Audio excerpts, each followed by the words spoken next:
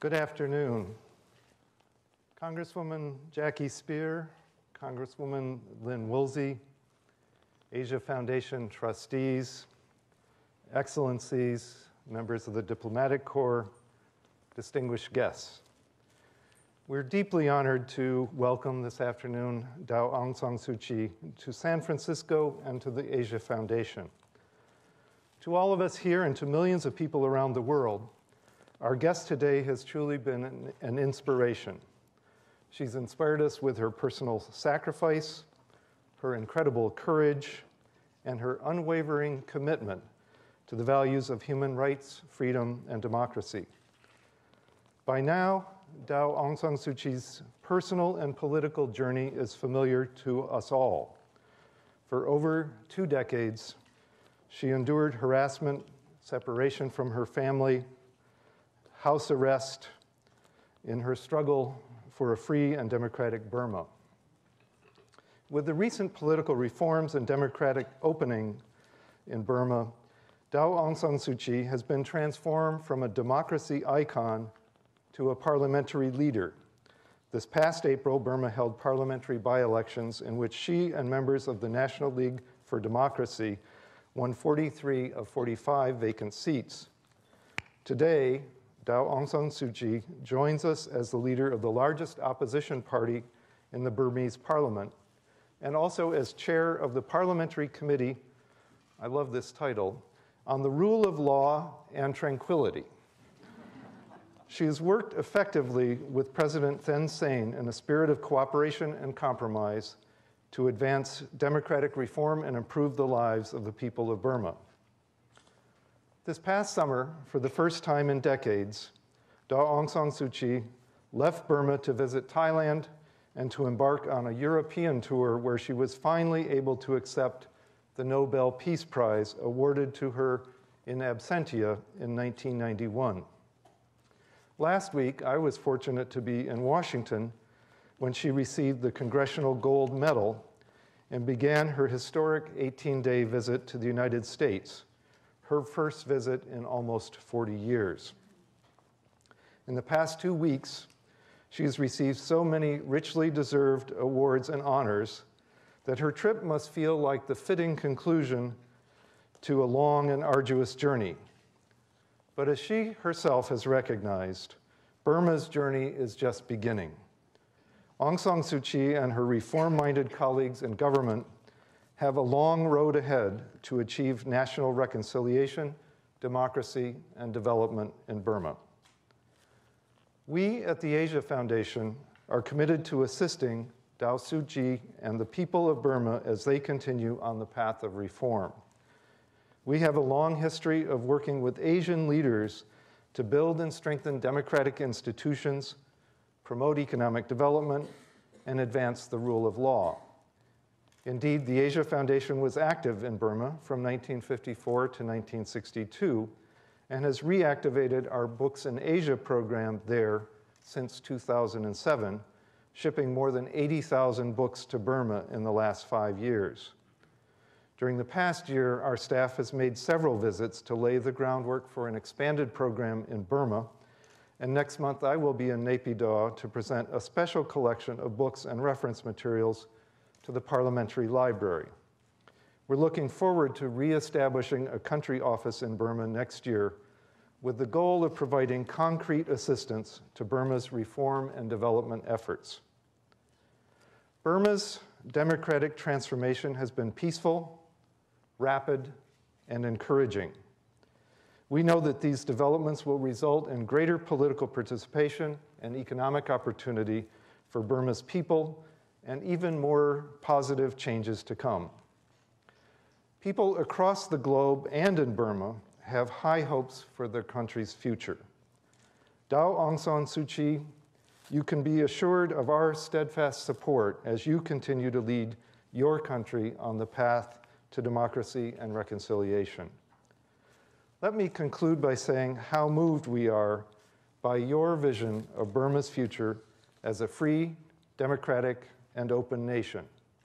We thank you for all that you have done, and we look forward to your continued leadership in the years to come. And now I invite you to please join me in extending a warm welcome to Daw Aung San Suu Kyi.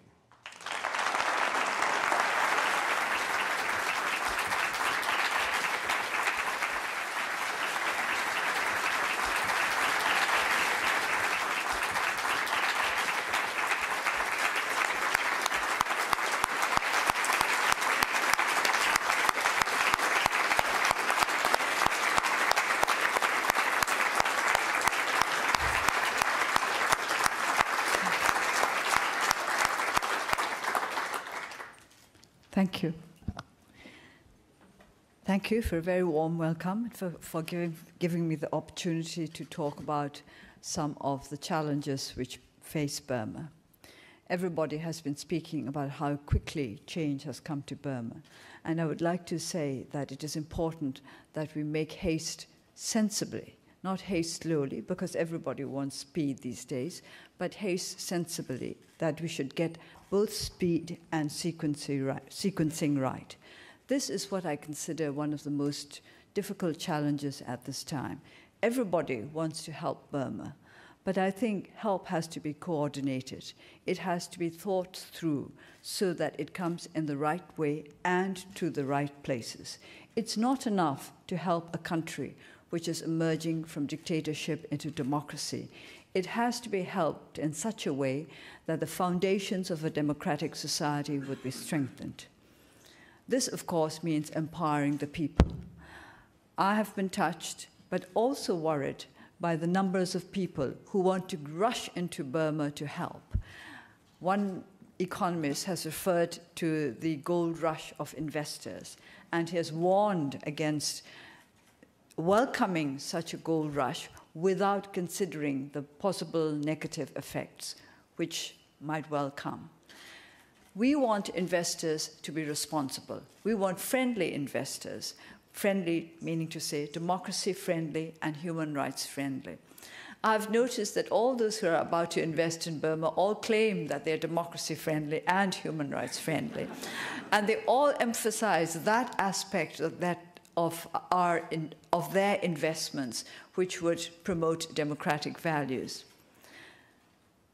Some months ago, when I was speaking to the World Economic Forum in Thailand, I spoke of the need for healthy skepticism.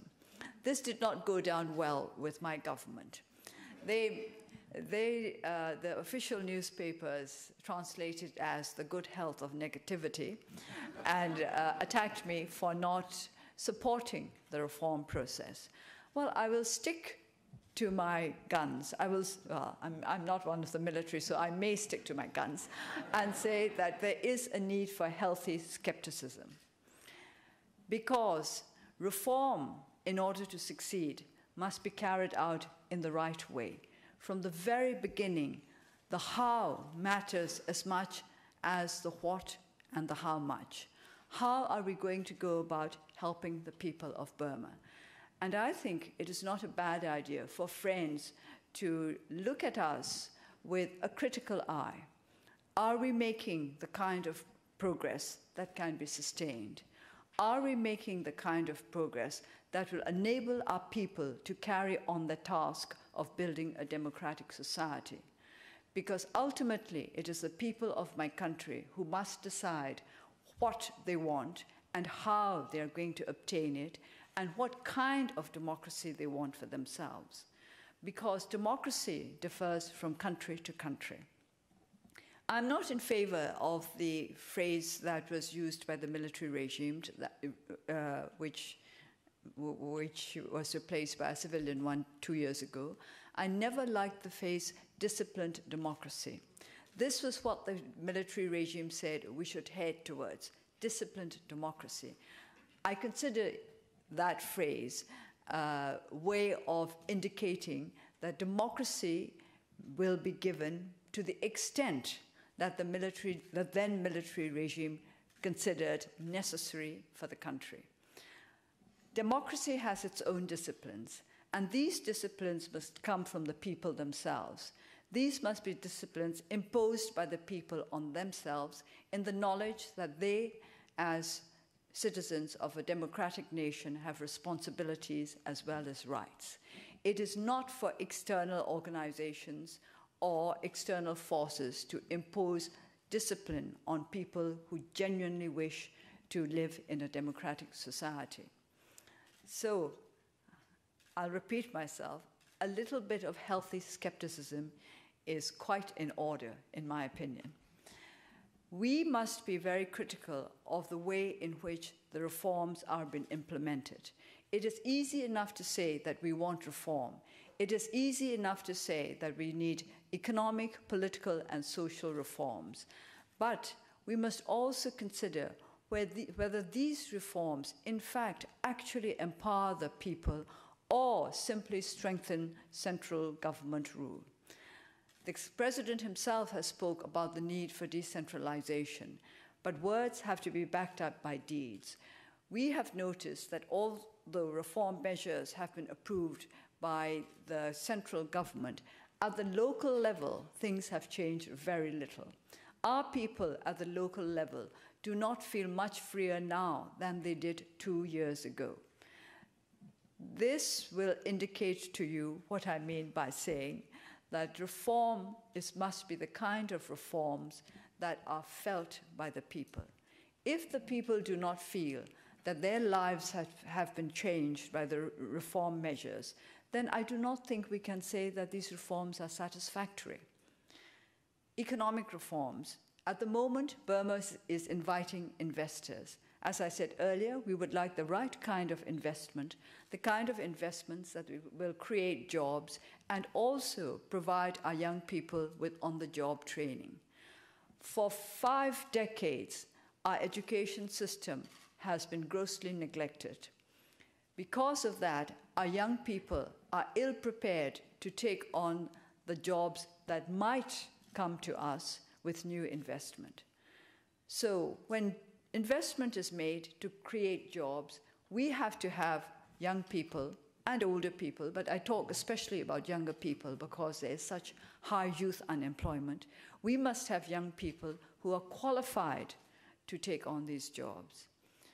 At the moment, we are trying our best to promote non-formal education and vocational training to make up for the years during which our young people were so ill-educated. I sometimes see young people, or perhaps not so young, people under the age of 55 as the lost generations. You can see very clearly in Burma that people above the age of 55 are better educated than those below that age. This fits in with the years when the Burma Socialist Program Party consolidated its grip on power in Burma and reduced our education system from a vibrant one, much respected in our region as well as in the rest of the world, to one which was experimental in nature and which did not take into account either the needs of the country or the future of our younger generations. These young and not so young, I keep thinking of them as young people because, of course, compared to me, they're young. These people under the age of 55 will have to work very hard to make up for those lost years. And for those under 40, we'll have to work very hard to provide them with the kind of additional training that will prepare them for the duties that will certainly fall on their shoulders before too long. So when we look at the prospects and challenges that Burma is facing now, they are the political ones, the economic ones, and the social ones to do with health and education. I have mentioned earlier the economic challenge of inviting and getting the right kind of investment. With regard to the political challenges, I would like to emphasize that a democracy is made up of 3 main institutions: the executive, the legislature, and the judiciary. I do not think that enough attention has been paid to all these institutions, particularly the judiciary. The best economists agree that even economic progress will depend very much on whether or not there is rule of law in the country. Investors will not feel safe unless they can be sure that their interests will be protected by the rule of law. This is why the Speaker of the lower house decided to get together a committee for the rule of law and tranquility. Of course, it all makes you smile, but I'm sure you see the obvious connection. If there is no rule of law, you cannot feel safe even in your own home. This we have seen for ourselves. Through the years, more than 20 years, from 1988 to 2010, people have not been safe in their own homes. Those who were involved in politics could never tell when the police would not knock at their door and ask them to follow them to they did not know where. Their families would not be told to which place they were being taken. They would not be told for how long they would be kept away from their homes. Such occurrences were everyday fare for over 20 years. And now that we have started out on the path to democratization, we have to be certain that all our citizens are protected by the rule of law. But how can we have rule of law unless we have an independent, clean, and educated judiciary? Over the years, the caliber of our judges as well as our lawyers has fallen.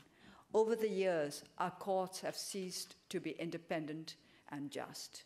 Over the years, our people have stopped depending on the law to protect their rights.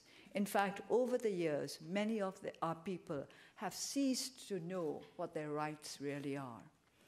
So we have to start from scratch. I'm emphasizing the judiciary because I am concerned with the re-establishment of rule of law in our country.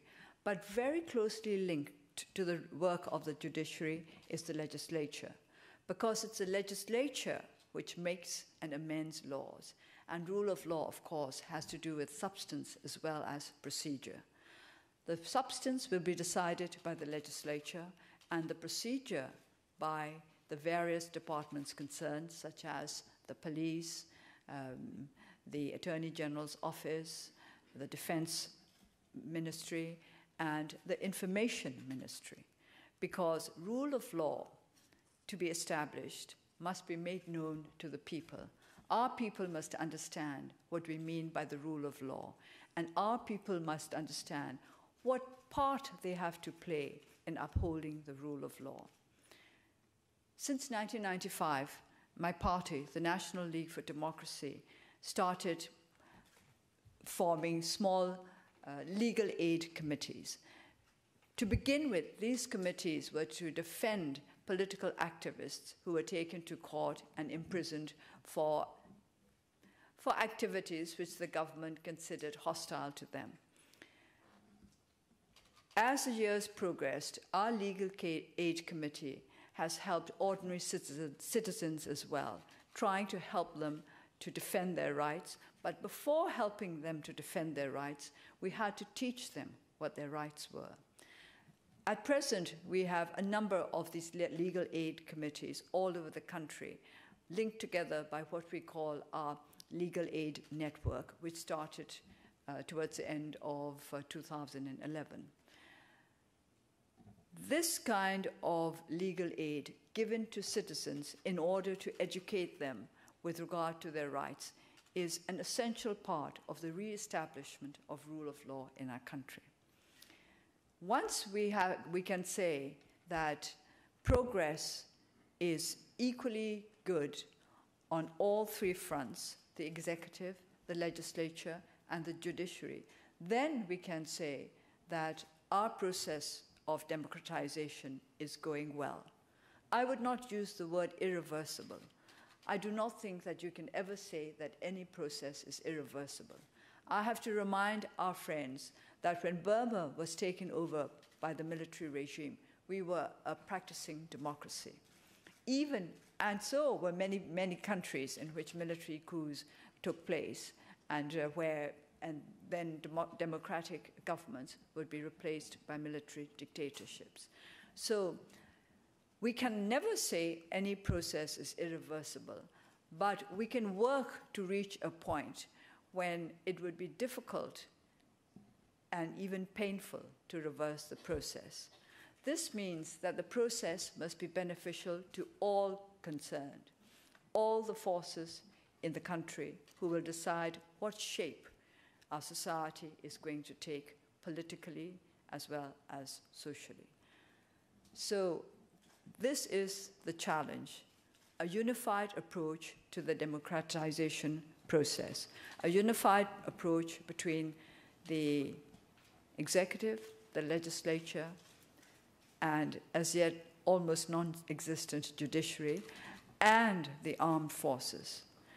Many of you will have studied the situation in Burma because as you are interested in developments in Asia, I'm sure you have been interested in recent developments in Burma.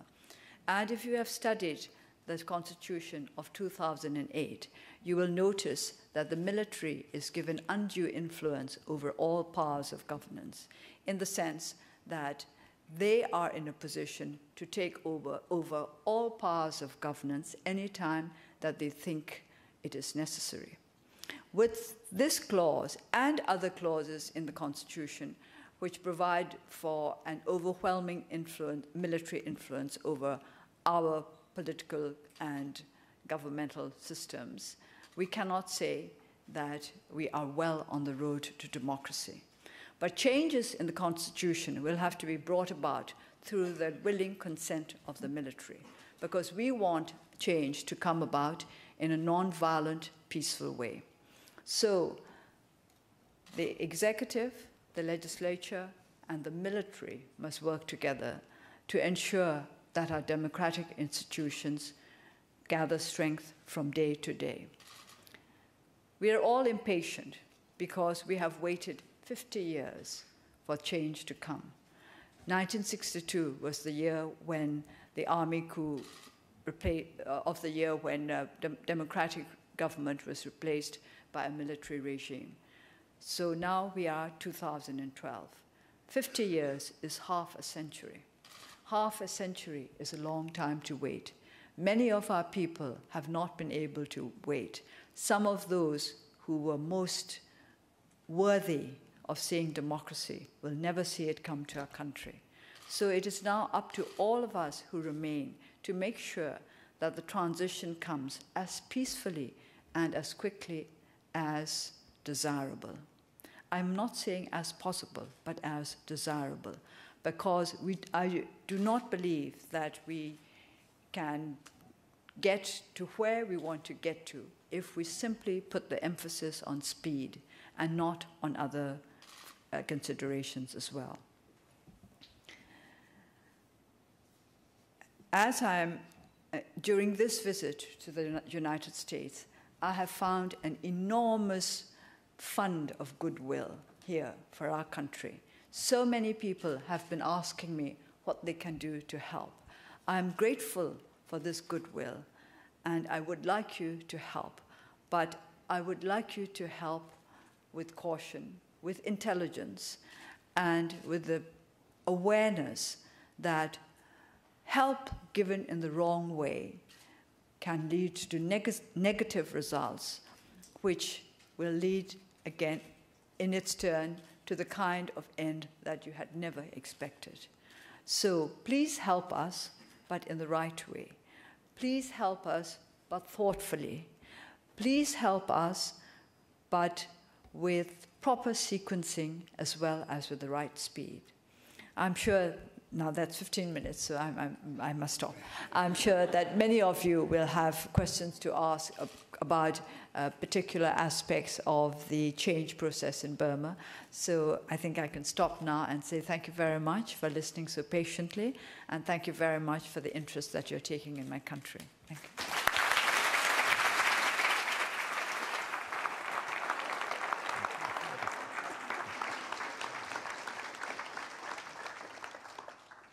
Thank you, and thank you for agreeing to answer questions. And there are an abundance of questions that have been posed both by members of the audience as well as some of our media guests. And One which I think is personal, inquires about your years of house arrest and whether during the time that you were confined to your home, you had doubts and whether you actually believed that you would witness the political changes that have been taking place in Burma. And related to that, do you fear that the pendulum may swing back and that there could be a backlash against the democratic reforms? I think so. Well, I don't think anything unbelievable has happened yet. When you ask that, I do believe what is happening, because we have not quite got to the point when it's unbelievable. When we have got to the point when we can say that Burma has put down strong democratic roots, then perhaps I might think, oh, well, this is unbelievable. But so far, I don't think anything is unbelievable, and certainly I never doubted that our cause would prevail. A question about Burma's rich natural resources and your comments earlier about the importance of responsible investment and responsible development. What role do you see natural resources playing in terms of Burma's economic growth and development, and what kind of investment would you consider to be responsible in the natural resource sector? Well, I'm sure everybody has heard of the resources curse, and we certainly suffered under it for many years, because these natural resources enabled the military government to go its own way without worrying too much about where the income was going to be derived from. The extractive industries are a particular worry. This is why we as the National League for Democracy has been very insistent about the need for the country to sign up to the EITI agreement. And I understand that the government has decided to do so. Transparency is very important. Our natural resources can be a great help to us only if they are developed in the right way. Unfortunately, most extractive industries do not create too many jobs, and they also have effects on the environment. Now, in my country, we have to be aware of the fact that many of our natural resources are to be found in the areas where our ethnic nationalities live. So it's not just a matter of environmental degradation that we have to worry about. It is about not being sensitive enough to the aspirations and to the anxieties of our ethnic nationalities. So if we go about exploiting our natural resources without giving due thought both to the sensitivities of our ethnic nationalities who live in those areas and to the environment itself, there could be undesirable consequences. So we would say that if there are foreign investors interested in the resources of Burma, we would like them to be transparent. We would like to know what they want to do and where and in which way. Transparency is the key. This question is in relation to the Silicon Valley and the fact that this is your first visit to the Bay Area. And the question is whether any of the high-tech Silicon Valley types are already starting to come into Burma as part of the gold rush. And what role do you see the technology sector playing in terms of Burma's future development? I think technology will have to play an important part in Burma's development, as in that of any other country in the world. So far, of course, we are not too far advanced with technology. I think only 0.2% of our people have access to the internet, and that, you can imagine, is not a very big figure. We will have to make progress in that area, and I understand that young Burmese people have a particular aptitude for IT. I do not know whether they were born this way or whether, whether it's the environment in which they've grown up. That would be very strange to believe that it's the environment in which they have grown up which has made them so technology inclined. But we have great hopes for the future of Burma. I do not know whether there will be another Silicon Valley in Burma. To begin with, I think we would just like enough cell phones and enough computers and enough access to the internet. This question poses the challenge of Burma as a multi-ethnic community and says, while there's overwhelming support for democracy in Burma, not everyone has the same vision. How do you envision a multi-ethnic representational system that will protect the rights of minorities and ensure inclusiveness? Well, we'll have to now talk about federalism. For years and years, the military regime has attacked the word federal because they said that federal means right to secede from the nation. This, of course, is not true. And the National League for Democracy has supported the demand of the ethnic nationalities for a federal form of government, understanding that federalism does not mean secession. And the great majority of our ethnic nationality peoples do not want right of secession. They simply want equality and autonomy. Now then, I have to ask what exactly they mean by equality and autonomy. And this is something that will have to be discussed across the table. At the moment, peace negotiations are going on in the Kachin state, and ceasefires have been signed with other ethnic nationality organizations. But I also understand that this does not mean an end to fighting. I understand that fighting is still going on in some areas where ceasefires have already been signed. So there is so much that we have to do. In the end, in a multi-ethnic society, we have to talk to one another. I've studied many papers with regard to conflict resolution, with regard to building harmony out of diversity, and it all comes down to one way of starting, that is dialogue, negotiation. You talk to one another, you learn from one another, you learn to respect one another's point of view. It all starts that way. But how it goes on is a different thing. I have been told that the peace negotiations which the Burmese authorities are conducting are not structured enough to bring about the kind of results that we would like to see within a reasonable length of time. So it is how we carry out these negotiations just as much as what these negotiations are going to be about that will help us to build a kind of multi-ethnic society in which all our peoples can live under the rule of law in tranquility. For many of us who have been observing Burma from outside, the suddenness of the change has been a cause of great mystery. And we would love to know, in your view, what was the major cause or impetus for the regime to change and to move in the direction of the kind of democratic opening that we've seen? I have been asked this question so often, and I've had an opportunity to discuss it with many people who are interested in Burma.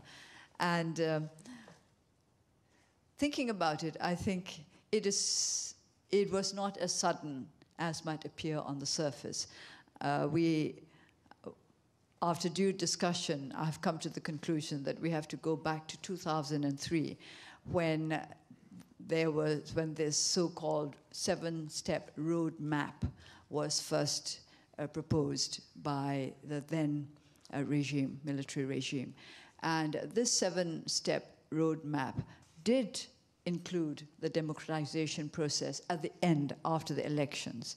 So after elections were held in 2010, well, first of all, of course, there was the constitution that had to be adopted. That was part of the road map. This was achieved in 2008, and after that there were the elections. And I think, in a way, one could say that the democratization steps that were taken after the elections was in keeping with the roadmap that was drawn up in 2003. So if we look at it that way, these changes have not been as sudden or should not have come as such a surprise as most people seem to view it. You've spoken about the notion of federalism as one way to begin to address the multi-ethnic needs of Burma. The questions, two questions. One is, do you envision Burma moving in the direction of becoming a federal state, including states outside of the Burman center?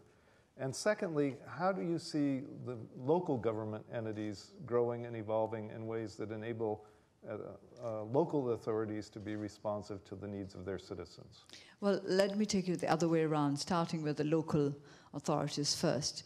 I mentioned this earlier, that although change has been advocated by the center, in the local context, there has not been enough change. Our people do not feel change at the ground level, at the grassroots level. So we will need to strengthen local government. We will need to strengthen local authority. And many of our friends who want to help us can help us in that way. When they help us with development aid, when they help us with humanitarian aid, and when they help us with the strengthening of our institutions, we would like them to concentrate on strengthening local government, local authority. Now, this would be a step in the right direction towards the kind of multi-ethnic society that our ethnic nationalities wish for. When you say, do I envision a federal state? If you mean, do I see the possibility, or do I see a vision of a state in which all our ethnic nationalities can live together in harmony under a federal system? Yes. But if you mean, do I envision one in the sense that, do I see one emerging in the near future? I cannot see any steps that have so far been taken that are moving in that direction. This question has to do with U.S. policy, and the question is really, from your perspective, what kind of support should the U.S. government be prepared to offer to President Thein Sein and to the government of Burma? What form should that sort of assistance take? And the questioner poses the question, does President Thein Sein deserve American support? I was just going to say that we should not think of the United States as helping President Thein Sein or helping the government of Burma, but helping the people of Burma. I think that is how they should view it, that the United States government and all other governments, all other countries who wish us well, should think in terms of how they can help the people of Burma. Two questions about the rush into Burma. One has to do with the impact that it's having on rents in Yangon, which are shooting up, and whether you worry about the ill effects, the side effects of a major input of foreign assistance and aid. Well, I've already told you that I worry. I worry about the emphasis on speed rather than on sensible sequencing. So I do worry, and I know about the rents, and I think this is putting off some of our would-be investors who I've met some from ASEAN countries who have said that the high rents asked by Burmese landlords are quite unreasonable, and that has made them rethink their ideas of investing in Burma. Corruption. Could you comment on the extent to which corruption is a problem in different sectors of society, and do you worry about it particularly as it relates to the parliament? Corruption, of course, is rampant in Burma, but so far as I know, the parliament has not been involved in any corruption scandal. It's very young, and we hope to keep it young and innocent. And to keep it still innocent as it matures. I'm a little surprised that you spoke about corruption and parliament, because so far we have not been aware of any corruption accusations or scandals related to the parliament. But of course, with regard to the civil services, to government in general, there is a lot of corruption. There has been for many years. There still is. And this is going to be a big problem to tackle. International relations, Burma's relations with its neighbors in ASEAN and with China. Could you offer some general insights and perspectives? Well, first of all, of course, we can't move away from our neighbors. I've been repeating this time and again. So we have to get on with them. I I usually say that you can divorce your spouse these days, but we can't move away from our neighboring countries. So we have to be nicer to our neighboring countries than we might be to our spouses. But we have a good record of friendly relations with all our neighbors. From the time of independence, Burma managed to maintain a policy of neutrality and of friendship with all its neighbors. Under the military regime, there were times when Burma and Thailand had little misunderstandings, but these were usually cleared up before too long. And with regard to India and China, of course, there's a lot of talk about strategic interests and about each one trying to neutralize the other.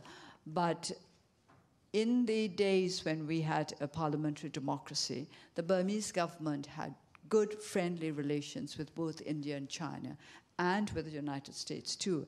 And I do not see why we should not be able to carry on in this tradition. And of course, as a member of ASEAN, our relations with other countries in Southeast Asia have become much closer. This is a personal question about your own experience during many, many years of house arrest. And the question is, how did you endure it? What were the coping mechanisms that you used to survive? Well, I've had to explain very, very often that it was not such a terrible experience. I was kept in the house, but since I'm not the sort of person who likes to go out too much, and well, I've never been fond of gadding about. It was not too hard for me. I had books, I had a shortwave radio, I had a piano, and well, what more could I want? When you think of my colleagues who were in prison and hardly had enough to eat, I was very, very well off. And I did not think that it was very difficult to cope with at all. And you didn't get a dog? No, I didn't get a dog. I think the dog might have found it rather difficult. A question about the textile and apparel industry, which would seem to be a natural for Burma. From your perspective, what would be your advice for the responsible development of the textile industry in Burma? A lot of people hope that the garment industry will put Burma's economy on its feet. I think perhaps that is a little simplistic.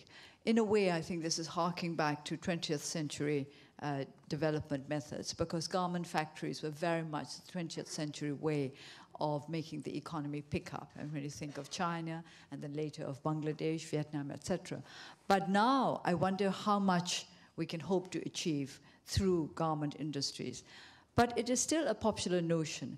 Our people themselves think that garment industries would help them to, would create jobs for them.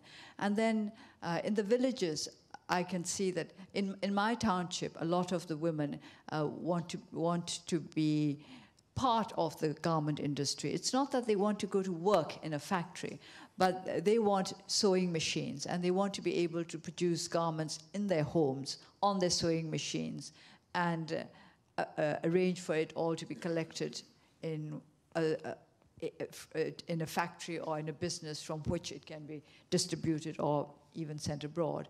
So there is still the perception that garment industries will play an important part in the revitalization of the economy.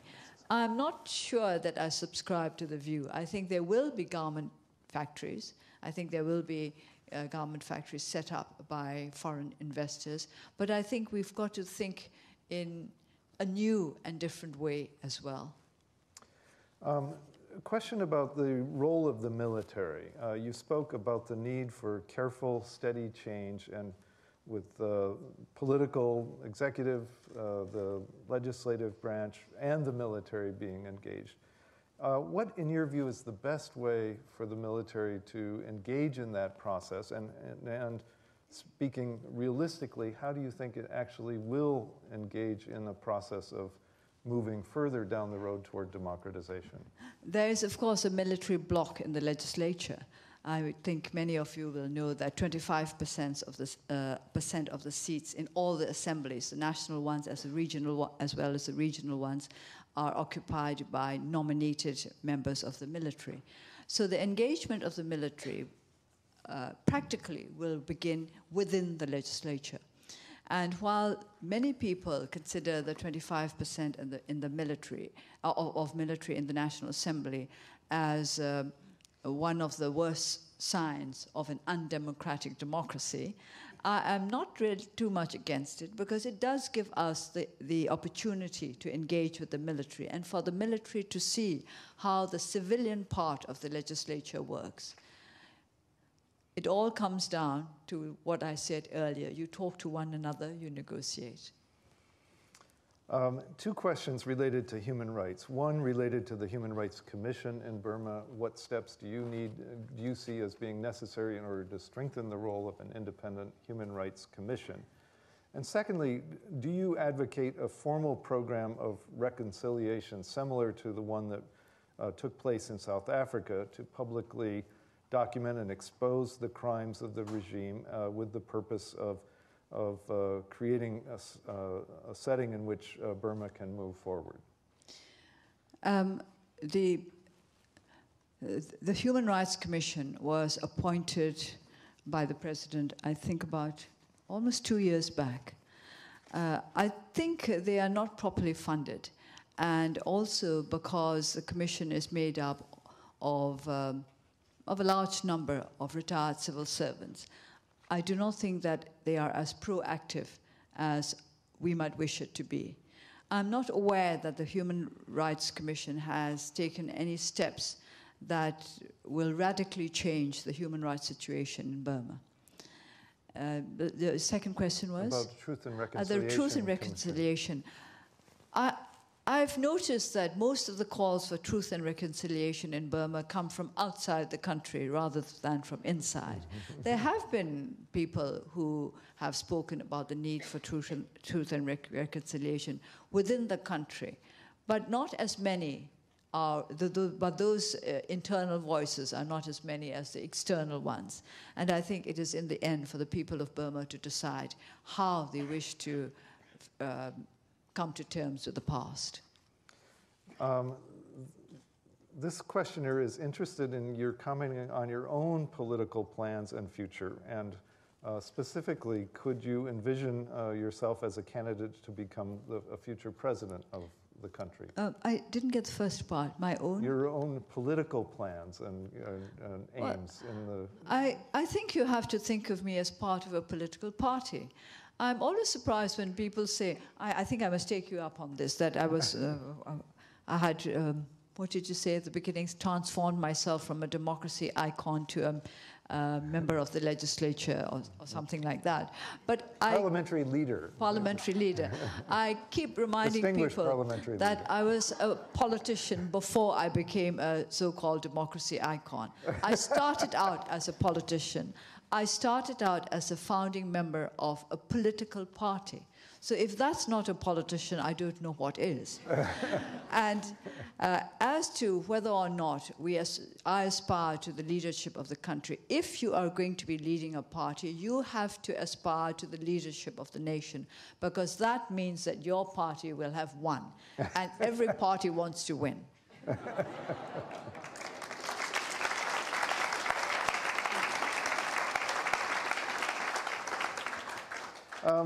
Question about the recent legislation on the investment. You mentioned responsible investment, and this question relates specifically to the foreign investment law that's been enacted, which is viewed as flawed by many foreign investors, and that is being under review or revisited.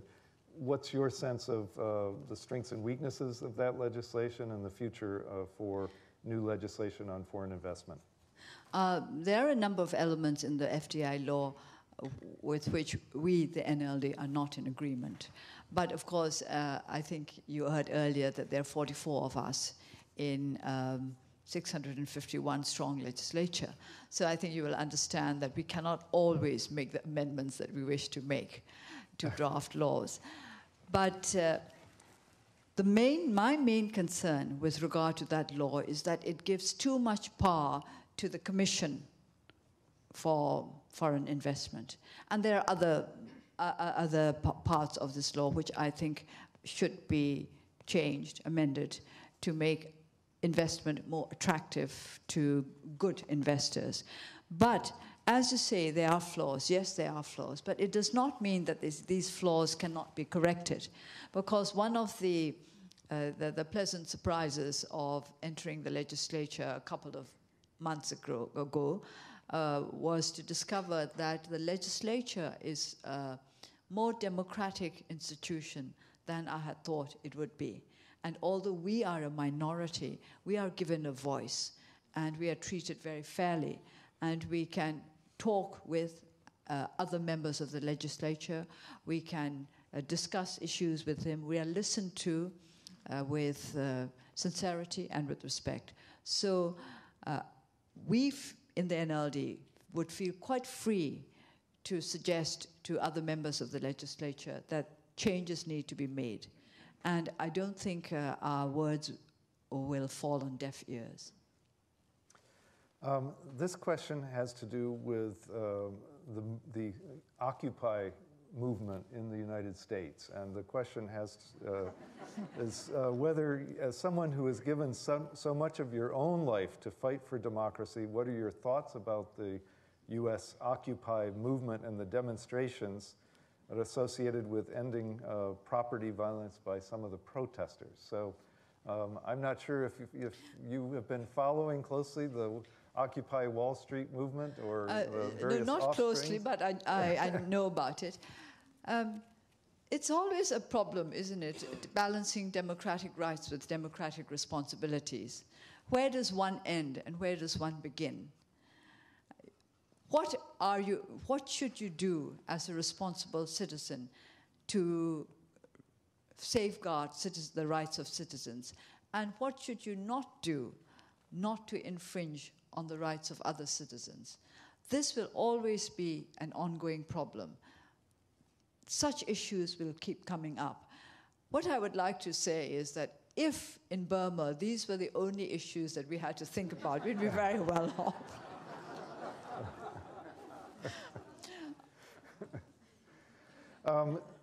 Again, from the perspective of this audience in the Bay Area, we have people here who are from the business community, from the academic community, from government leaders. The question is really, what kind of commitment would you see as being helpful from the different segments of the Bay Area society? Investors, political leaders, entrepreneurs, those interested in the recovery and the development of Burma.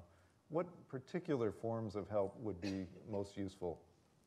It would be different for different groups, wouldn't it? For example, for investors, businessmen, as I said earlier, we would like to make sure that your investments are democracy and human rights friendly. That is to say that these are the kind of investments that will help to empower the people. In fact, all those groups wish to help.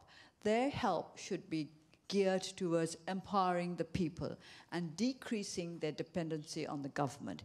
If you give the kind of help that will strengthen the influence of the central government over the lives of the people, and you thereby increase their dependency on the government, you will not really be helping the progress of democracy. So we would like you to give your help in such a way that local governments are empowered, civil society is empowered, that people are empowered through education, through better health, through better education, and through the creation of jobs, through the establishment of non-formal education enterprises. All these things will go to create a situation in which our people will be able to decide for themselves how they want to run their country. But the kind of help that helps only those already in power and influence will not in the long run be a positive force for our democracy. You've been extremely generous. I'd like to invite the chairman of the board of the Asia Foundation, Ambassador Michael Armacost, to come and say a few brief words of thanks and to make a small presentation. Let Mike have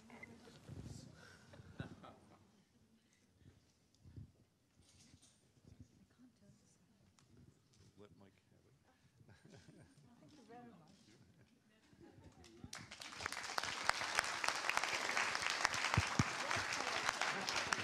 Perfect.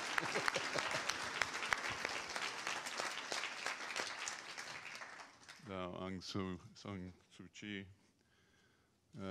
on behalf of the Board of Trustees and all our guests and friends, I want to tell you how much we appreciate your sharing your experience and your wisdom with us this afternoon. I had the privilege of meeting our distinguished guest once before.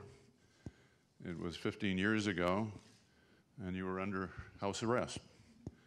And I look at you today, and I think only of the old gospel hymn, "Thank God Almighty, free at last."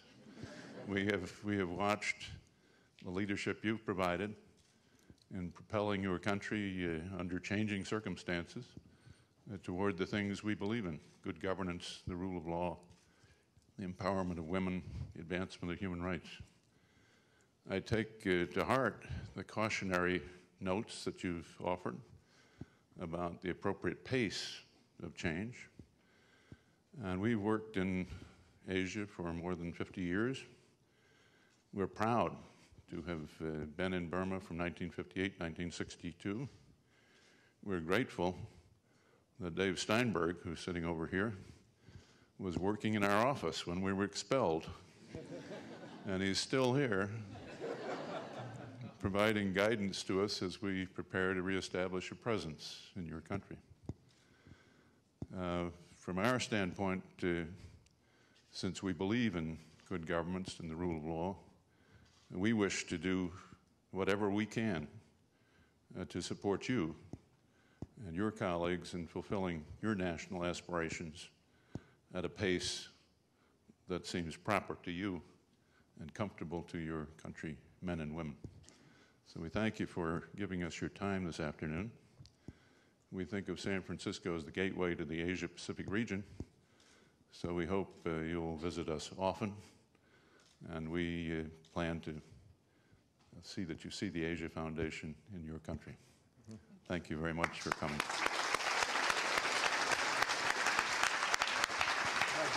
Now,